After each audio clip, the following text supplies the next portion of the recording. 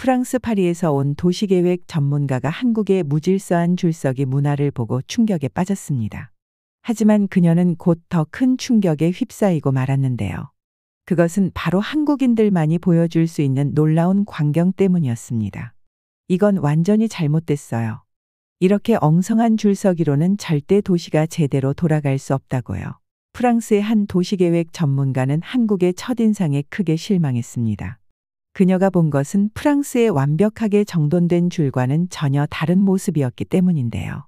하지만 그녀는 곧 한국의 독특한 줄서기 문화에 완전히 매료되고 말았습니다.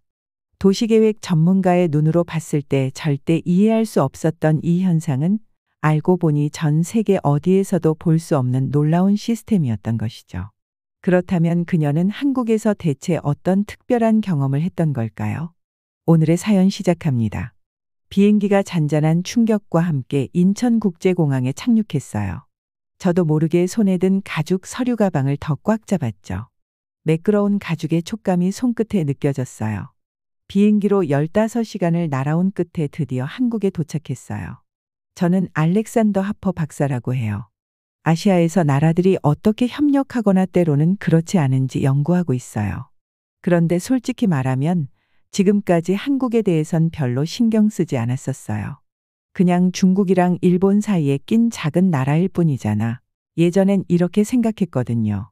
그런데 정말 큰 착각이었죠. 비행기 창밖으로 공항의 유리벽에 반사된 아침 햇살이 보였어요. 모든 게 새롭고 깔끔해 보였죠. 자동으로 움직이는 길들이 은빛 리본처럼 멀리까지 이어져 있었고 스마트 로봇들이 분주히 돌아다니면서 길을 잃은 여행객들을 도와주고 있었어요. 여기엔 작은 나라의 모습이라곤 전혀 없었어요. 공항 안을 걸어가면서 사람들이 바쁘게 지나가는 걸 봤어요. 세련된 정장을 입은 젊은 여성들은 전화로 빠르게 대화를 나누고 있었고 단정한 교복을 입은 학생들 무리들은 웃으며 자신들의 게이트 쪽으로 걸어가고 있었어요. 모든 게 목적을 가진 듯 잘 맞물린 기계처럼 움직이고 있었어요. 입국 심사관이 제 여권에 도장을 찍으며 미소를 지었어요. 한국에 오신 걸 환영합니다. 하퍼 박사님. 출장인가요? 아니면 여행인가요? 연구 때문에 왔습니다. 제가 웃으며 대답했어요. 한국이 아시아 정치에서 어떤 역할을 하는지 연구하러요. 그녀는 자랑스럽게 고개를 끄덕였어요. 한국에 대해 놀라실 겁니다. 공항철도 열차에 올라타고서 저도 모르게 입이 벌어졌어요. 열차는 깨끗했고 커다란 창문과 편안한 좌석이 있었어요. 공항을 떠나 열차가 달리기 시작하자 저는 마치 신난 아이처럼 창문에 얼굴을 가까이 댔어요. 시골 풍경이 빠르게 스쳐 지나갔는데 푸른 논 옆에는 현대적인 공장이 있었고 작은 전통 사찰 옆에는 반짝이는 아파트 단지가 있었어요. 전통과 현대가 나란히 있는 모습이었죠. 휴대전화가 진동했어요. 국방부의 박대령님께서 내일 만남을 확정짓는 메시지를 보내셨더라고요. 저는 그에 대해 읽어본 적이 있었어요. 전투기 조종사 출신으로 지금은 한국의 군사 미래를 계획하는 분이죠. 제 연구 노트에선 그를 단순한 군사 관료라고 치부해뒀었는데 이 나라의 뭔가가 벌써 제 고정관념을 흔들어 놓고 있었어요. 열차가 서울에 들어섰는데 제 눈을 의심할 정도였어요. 거대한 건물들이 하늘로 솟아 있었고 마치 유리와 철로 된 산처럼 보였어요. 한강은 도시를 푸른 리본처럼 가로지르고 있었고 강변에는 아름다운 공원들이 자리 잡고 있었어요. 디지털 광고판이 한국어와 영어로 광고를 번쩍이며 내보내고 있었고 사람들은 넓은 거리를 가로질러 끊임없이 오가고 있었어요. 마스크를 쓴 사람들도 많았는데 이건 제가 익숙해져야 할 부분이겠죠. 제 호텔은 강남에 있었어요. 몇 년 전 그 유명한 노래로 들어봤던 바로 그곳이죠. 20층에 위치한 제 방에서 바라보니 도시 전체가 제 눈앞에 펼쳐졌어요.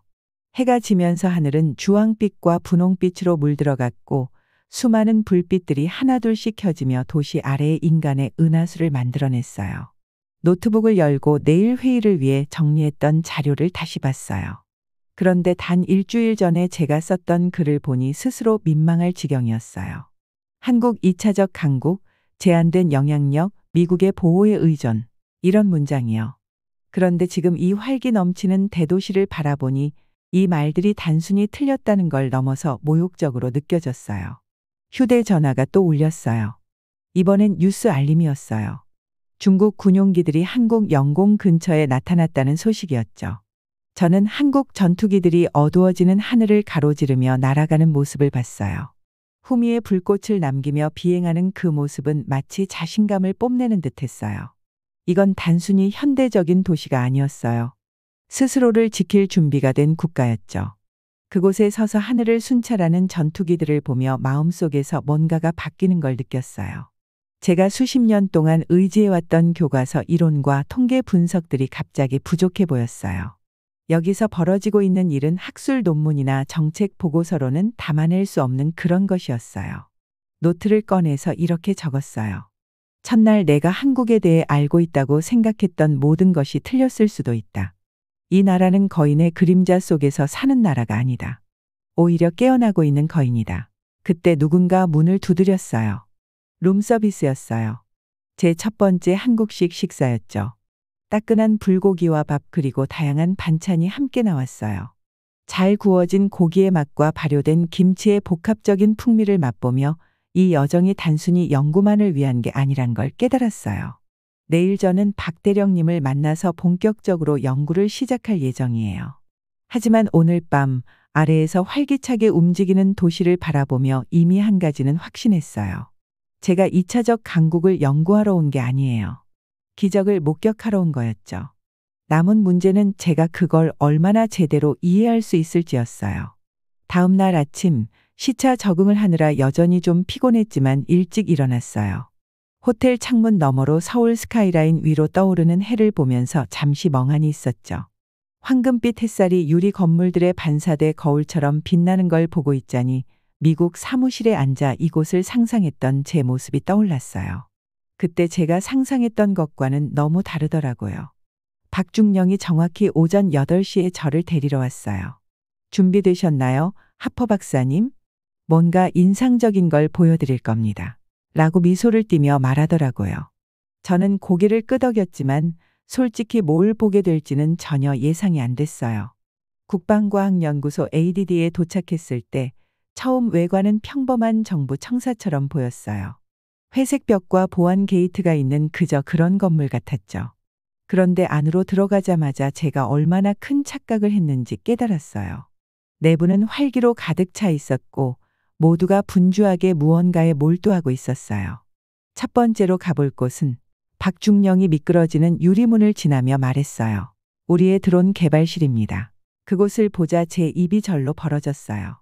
실험실은 마치 거대한 창고 같았는데 놀랍도록 깨끗했고 최첨단 기술로 가득 차 있었어요. 흰 가운을 입은 젊은 엔지니어들이 작업대 사이를 바쁘게 움직이고 있었는데 그들의 표정은 모니터나 앞에 놓인 기기들에 완전히 집중돼 있더라고요. 한쪽 구석에서는 사람들이 무언가를 둘러싸고 있었는데 마치 소형 헬리콥터처럼 보였지만 제가 본 민간 드론보다 훨씬 더 세련되고 발전된 모습이었어요. 제가 봐도 될까요? 제가 드론을 가리키며 물어봤어요. 물론입니다. 박중령이 미소를 지으며 대답했어요. 이 녀석은 가디언 X라고 합니다. 6시간 동안 비행이 가능하고 어떤 날씨에서도 작동할 수 있으며 인공지능으로 스스로 결정을 내릴 수 있죠. 그때 민지라는 젊은 엔지니어가 다가왔어요.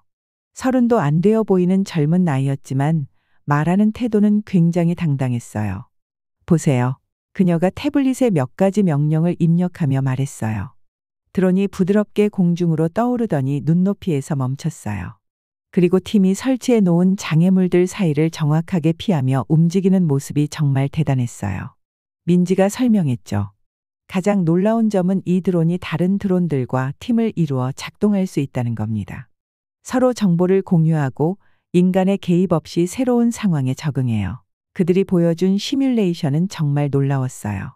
세 대의 드론이 협력해서 가상의 위협을 모니터링하는 모습을 보는데 마치 완벽히 짜인 춤을 보는 것 같았어요. 하지만 이건 시작일 뿐이었어요. 박중령은 저를 또 다른 구역으로 데려갔는데 그곳에서는 미사일 방어 시스템을 개발 중이었어요. 거대한 스크린에는 상세한 지도와 데이터 스트림이 표시돼 있었고 기술자들이 줄지어 앉아 컴퓨터로 시뮬레이션을 실행하거나 결과를 분석하고 있었어요. 여기는 KAMD, 즉 한국형 미사일 방어 시스템을 개발하는 곳입니다. 박중령이 설명했어요. 우리나라 전체를 보호하는 방패라고 보시면 됩니다.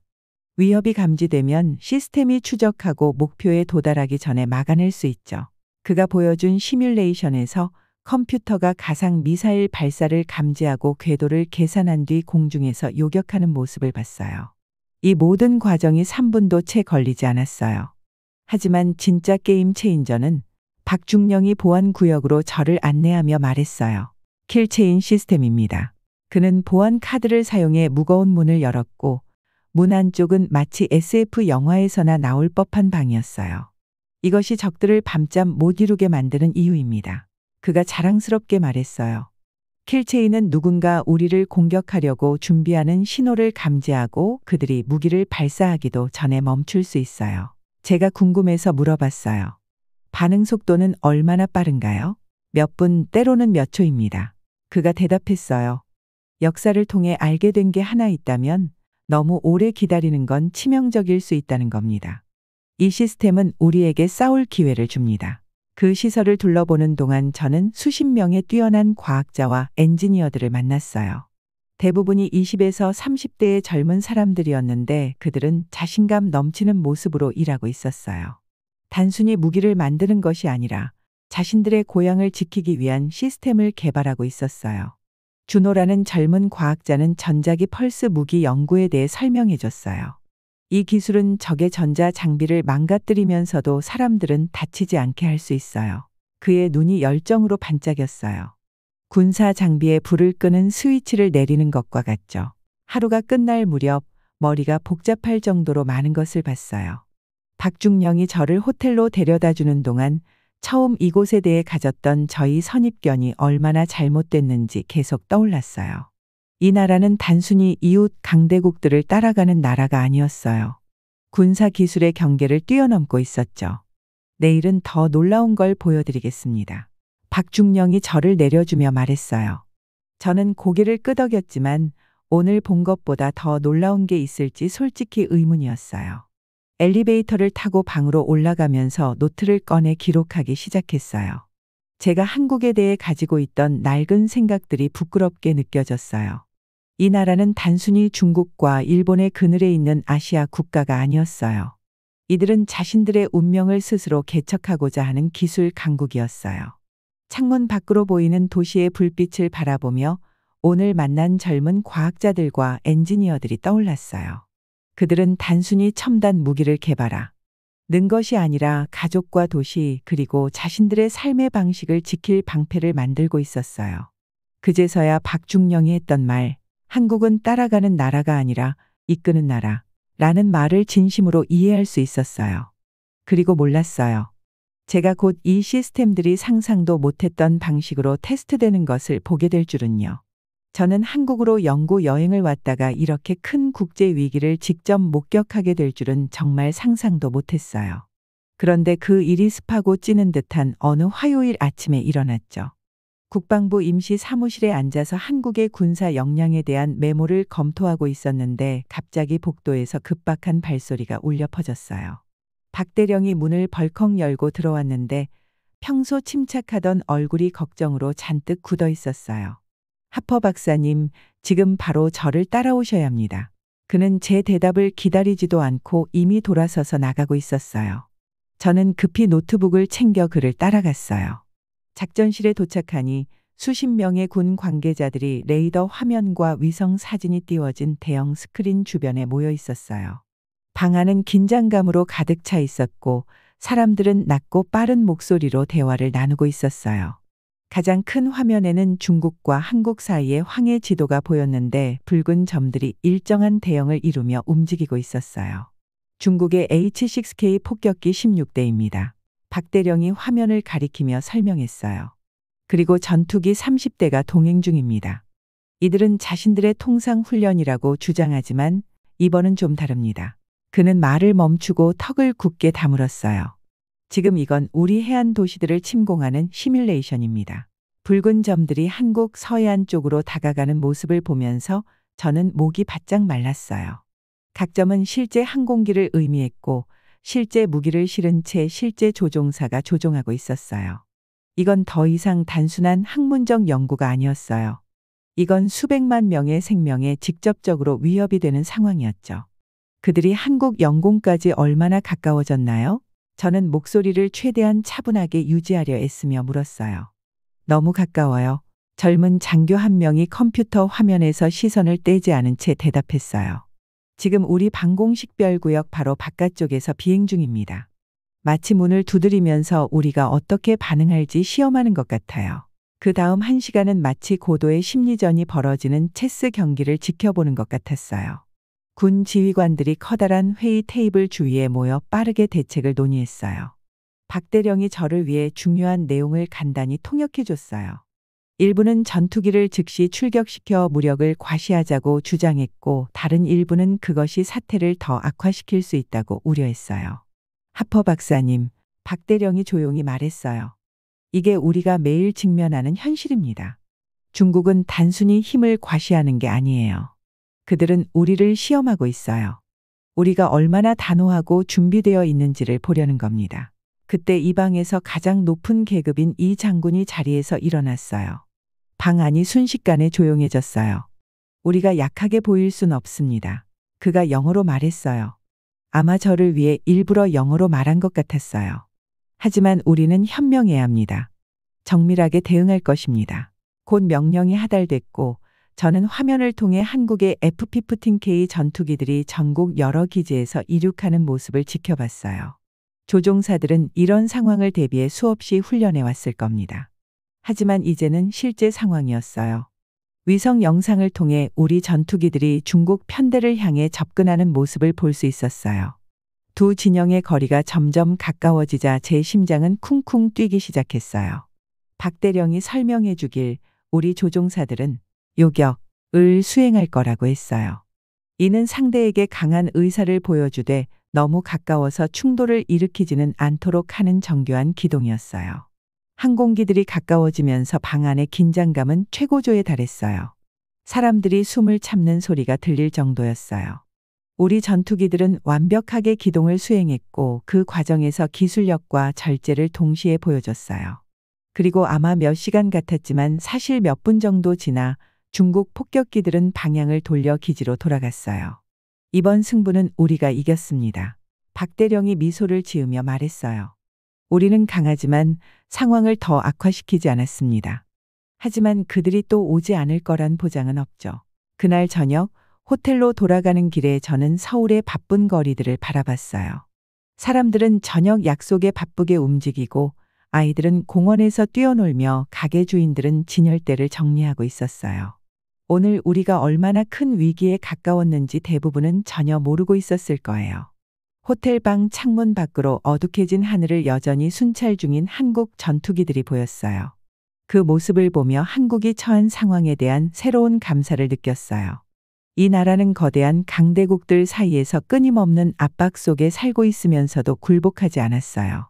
대신 스스로를 방어할 수 있는 군사 강국으로 만들어냈죠. 노트북을 열고 하루 동안의 사건을 기록하기 시작했어요. 한국은 끊임없는 경계 상태에서 존재한다. 고 적었어요. 하지만 오늘 저를 가장 감동시킨 건 군사적 대응뿐만 아니라 그들의 침착한 결단력이었다. 한국은 초강대국을 상대로 패닉도 허세도 없이 냉철하고 자신감 있게 맞섰다. 서울의 반짝이는 스카이라인을 바라보며 저는 이 도시가 한국전쟁 후 폐허 속에서 다시 세워졌다는 사실을 떠올렸어요. 지금은 세계에서 가장 현대적인 도시 중 하나로 서 있으면서도 끊임없는 위협 속에서 살아가고 있죠. 제가 알게 된 한국은 단순한 중견 국가가 아니었어요. 선택의 여지가 없었기에 강해질 수밖에 없었던 나라였어요. 제가 한국에서 연구를 하면서 실제 군사 위기를 목격하게 될 줄은 정말 상상도 못했어요. 그런데 지금 저는 영화 속 한 장면 같은 군 지휘센터에 서 있었어요. 벽을 가득 메운 거대한 화면에는 지도, 레이더 화면, 위성 이미지가 떠 있었고 방 안은 조용한 긴장감 속에서 바쁘게 움직이는 장교들과 기술자들로 가득했어요. 박중령이 저 옆에 서 있었는데 모니터의 푸른 빛이 그의 얼굴을 비추고 있었어요. 눈 밑에 짙은 다크서클이 드리워진 걸 보니 며칠 동안 제대로 못 잔 게 분명했어요. 중국 폭격기들의 비행 때문에 모두가 신경이 곤두서 있는 상태였거든요. 하퍼 박사님, 박중령이 낮은 목소리로 말을 꺼냈어요. 이건 단순히 우리 방어력을 시험하는 걸로 끝나지 않아요. 저들은 우리가 어떻게 반응할지 보려고 도발하고 있는 겁니다. 우리가 물러설지 확인하려는 거죠. 저는 고개를 끄덕이며 화면을 바라봤어요. 화면에는 중국 항공기가 한국 영공 근처에서 움직이는 모습이 실시간으로 추적되고 있었어요. 방 안공기는 마치 폭풍 전의 고요함처럼 팽팽하게 긴장되어 있었어요. 수십 명의 군 인원들이 컴퓨터 앞에 앉아 화면을 주시하고 있었는데 그들의 표정은 하나같이 진지했어요. 지금 중국 항공기가 몇 대나 떠 있나요? 제가 물었어요. 23대입니다. 박중령이 답했어요. 주로 폭격기와 전투기들이죠. 그 순간 날카로운 경보음이 방 안을 가르며 울려 퍼졌어요. 저도 모르게 움찔했죠. 메인 화면에 빨간 경고 메시지가 깜빡였고 조용했던 방 안은 갑자기 긴박한 움직임으로 가득 찼어요. 사람들이 자기 자리를 향해 뛰어다니는 모습이 보였어요.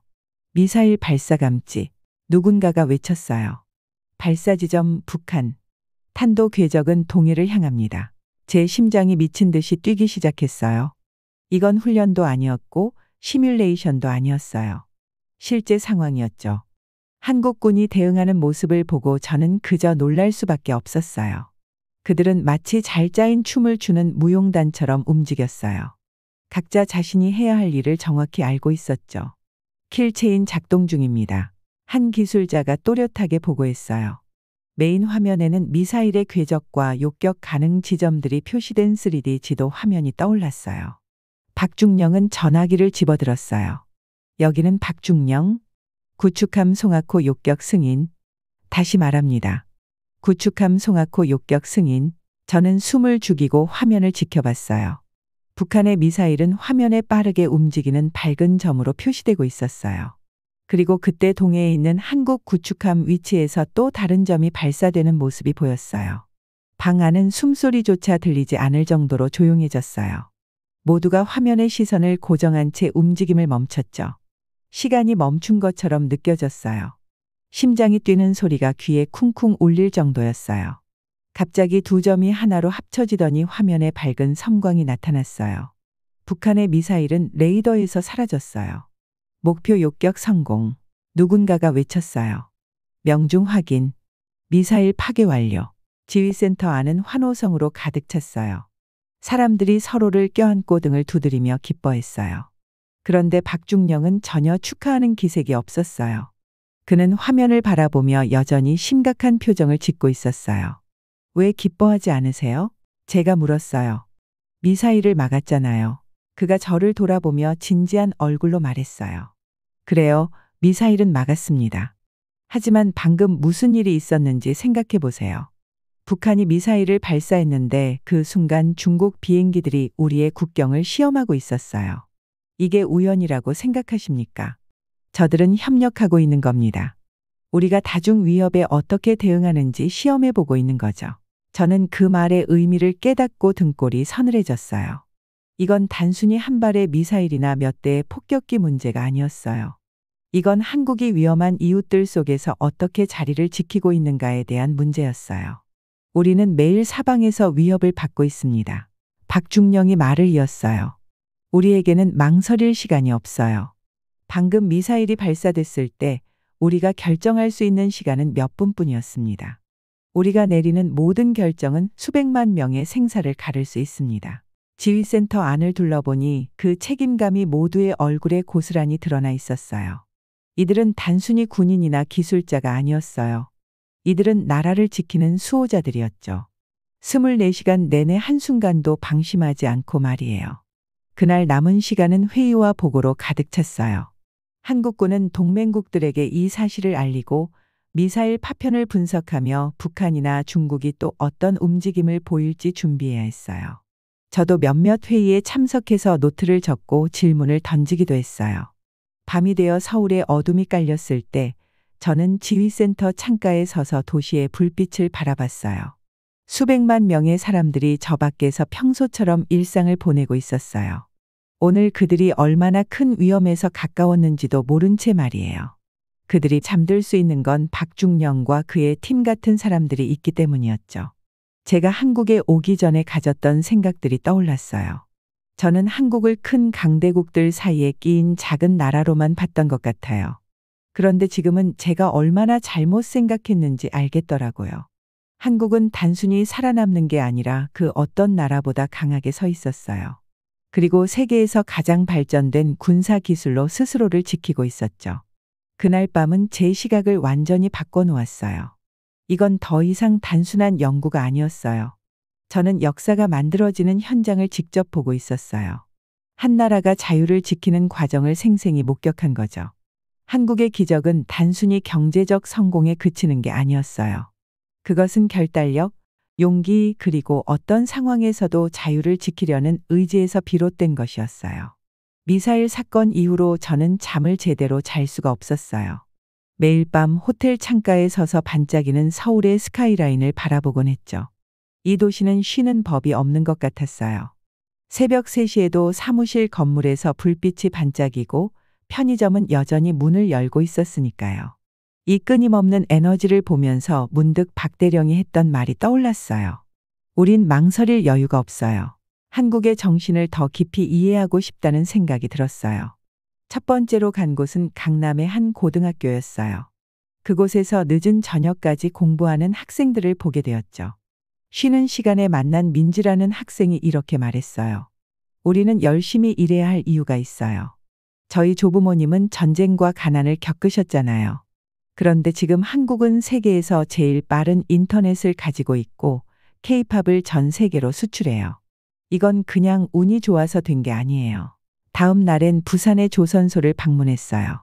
거대한 선박들이 하늘을 향해 철로 된 산처럼 솟아오르며 건조되고 있었어요. 밝은 노란색 헬멧을 쓴 작업자들은 목적 있는 움직임으로 배의 부품을 용접하고 조립하고 있었죠. 김 씨라는 현장 소장이 땀을 훔치며 자랑스러운 표정으로 저를 안내했어요. 20년 전만 해도요. 그가 말했어요. 한국이 세계 최고의 배를 만들겠다고 하면 사람들은 비웃었어요. 근데 지금 보세요. 그는 거대한 컨테이너선 쪽을 가리켰어요. 저 배에는 달에 갔던 최초의 우주선보다 더 강력한 컴퓨터가 들어있어요. 그리고 그걸 우리가 여기서 만들었죠. 그런 결의가 어디에서나 보인다는 생각이 들었어요. 재래시장에서 채소를 파는 할머니도 스마트폰으로 디지털 결제 앱을 사용하는 모습에서 낮에는 인공지능 연구를 하고 밤에는 전통 한국북을 연습하는 젊은 사업가에게서도요. 그리고 북한에서 내려와 남한에서 새 삶을 시작하는 이들에게 코딩을 가르치는 군 복무 출신의 베테랑에게서도요. 서울대 이 교수님과 이야기를 나누면서 그런 생각이 더욱 분명해졌어요. 교수님 사무실은 한국 역사를 다룬 책들로 가득했는데 책상 위에는 가족 사진도 놓여 있었어요. 한복을 입은 할머니, 정장을 입은 어머니, 그리고 노트북을 든 교수님 본인의 모습까지 3대에 걸친 사진이었어요.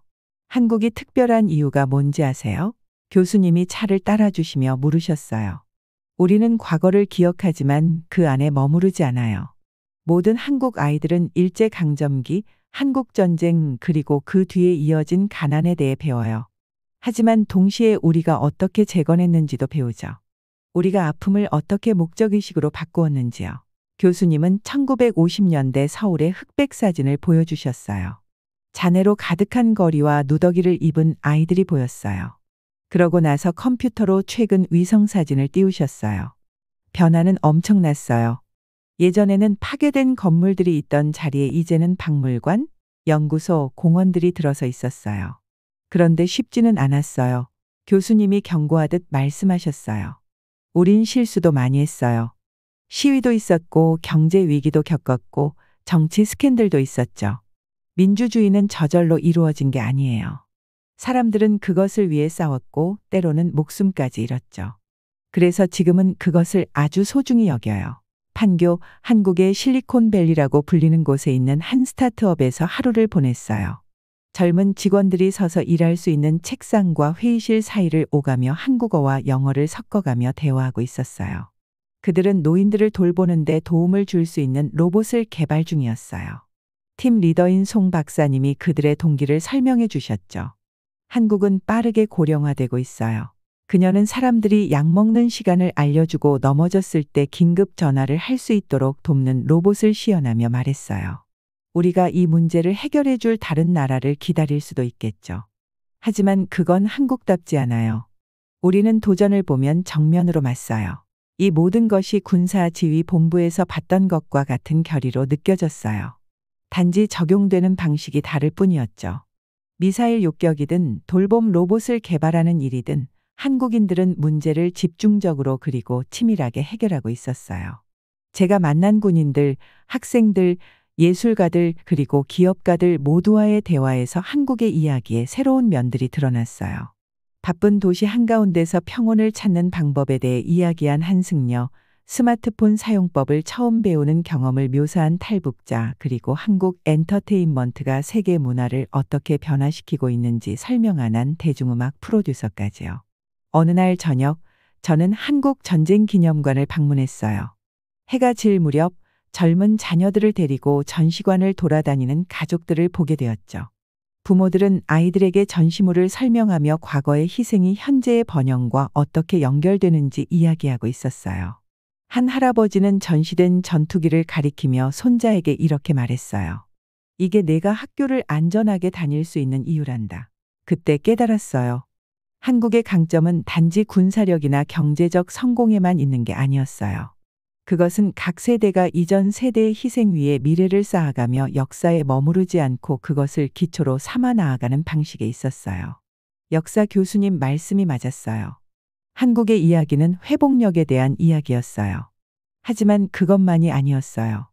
그것은 끊임없이 진화하고 위기를 기회로 바꾸며 작은 나라가 결의와 노력으로 스스로의 운명을 만들어가는 과정에 대한 이야기였어요. 그날 밤 제 메모를 정리하면서 모든 조각들이 맞춰지는 것 같았어요. 한국은 단지 강대국 사이에서 살아남고 있는 게 아니었어요. 전통과 혁신, 안보와 창의성, 개인의 성공과 공동체의 발전 사이에서 균형을 맞추며 새로운 방향을 세계에 보여주고 있었어요. 다음 날 아침, 한강을 따라 산책하며 떠오르는 태양을 봤어요. 노부부들이 빠르게 걷는 사이로 젊은 직장인들이 서둘러 출근길에 오르고 있었죠. 강 한쪽에는 고궁이, 다른 한쪽에는 현대적인 고층 빌딩들이 구름을 향해 솟아 있었어요. 이 대조가 어색하지 않았어요. 오히려 자연스러웠죠. 이게 바로 한국이었어요. 과거를 간직하면서도 앞으로 나아가는 법을 완벽히 익힌 나라. 한국에서의 마지막 아침, 저는 광화문 광장 근처에 있는 작은 커피숍에 앉아 있었어요. 노트북을 켜놓고 있었지만 아무것도 쓸 수가 없더라고요. 이 놀라운 나라에서 배운 모든 것을 어떻게 글로 표현할 수 있을지 막막했거든요.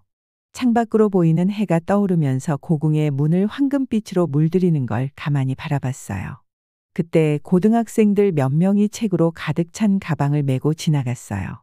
그 모습을 보니 박대령님이 말씀해 주셨던 한국의 가장 큰 강점, 바로 사람들에 대한 이야기가 떠오르더라고요. 우리는 천연자원에 의존할 수 없으니 우리의 정신에 투자해야 합니다. 그분이 그렇게 말씀하셨었죠. 커피를 한 모금 마시고 나서야 드디어 글을 쓰기 시작했어요. 제가 처음 한국에 왔을 때는 거대한 강대국들 사이에 끼인 작은 나라를 공부하고 있다고 생각했어요. 하지만 틀렸더라고요. 한국은 갇혀 있는 게 아니었어요. 오히려 자신이 위치한 공간을 변화시키고 있었거든요. 매일 이 나라가 도전들을 어떻게 기회로 바꾸는지 볼 수 있었어요. 기술 전시회에서 만났던 김 여사님의 이야기를 예로 들어볼게요. 그녀는 1960년대 한국이 세계에서 가장 가난한 나라 중 하나였던 시기에 자라셨대요. 우리에겐 결심밖에 없었어요. 그녀가 그렇게 말씀하셨죠. 그런데 지금 그녀의 딸은 한국 방위산업을 위해 인공지능 시스템을 설계하고 있어요. 한국에선 한 세대 만에 이런 변화가 일어나는 거예요. 또 다른 예는 방위산업청에서 만난 젊은 엔지니어들이에요. 그들은 위험한 지역에 투입되어 생명을 구할 수 있는 로봇을 보여줬어요.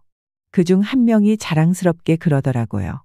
이제 우리는 다른 나라들을 단순히 따라하지 않아요. 세상이 한 번도 본 적 없는 것을 만들고 있어요. 한국의 군사적 강점은 단순히 무기나 기술에만 있지 않아요.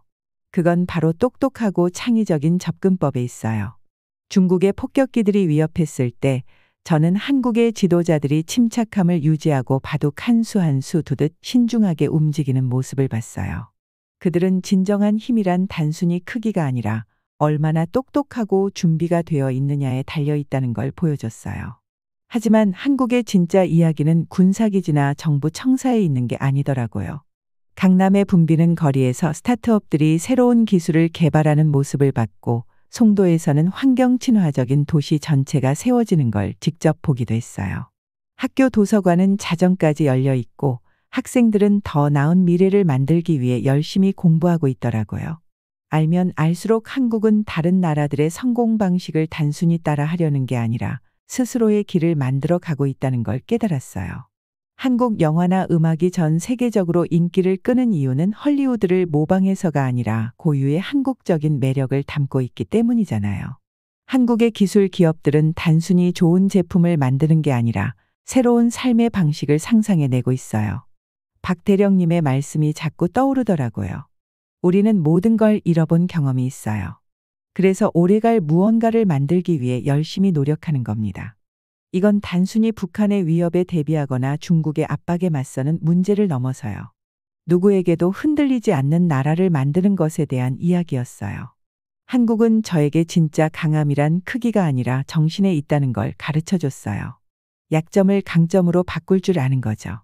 땅이 부족하니까 위로 건물을 세우고 세계에서 가장 효율적인 도시들을 만들었잖아요. 석유나 천연자원이 부족하니까 교육과 기술에 투자하고요. 심각한 위협에 직면할수록 더 똑똑한 방어 전략을 만들어냈고요. 짐을 싸면서 제가 생각했어요. 한국을 특별하게 만드는 게 뭘까? 그건 단순히 화려한 건물이나 첨단 기술 때문이 아니에요. 다른 사람들이 정해놓은 한계를 거부했던 사람들의 정신이에요. 모든 이들에게서 배울 줄 알면서도 자기 자신을 잃지 않는 지혜, 더 강한 힘에 맞서면서도 세계와 우정을 쌓는 용기. 이게 바로 한국이에요. 한국은 단순히 거대한 나라들 사이에서 살아남고 있는 게 아니에요. 세계의 새로운 방식으로 번영하는 길을 보여주고 있어요. 국가의 힘은 크기나 무기에서 나오는 게 아니라 더 나은 미래를 만들려는 사람들의 의지에서 나온다는 걸 증명하고 있죠.